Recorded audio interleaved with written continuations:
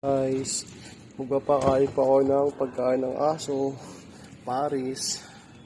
Ayan po, mali-anin po sila. Maya-maya pa unti mga 10 minutes kasi sobrang init.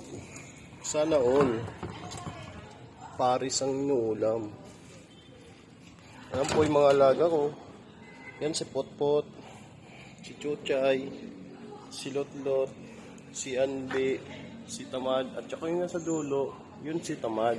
Si Tamad po, yan po, si Negra, ayan o, si Ambe, nag-aabang, kala mo laging gutom, yan, si Negra, yan ang unang aso dito, si Negra, yan, 2 years old na po siya, yan, ito mga ampun to ito ampun to, napulot lang to sa gilid ng kalsada.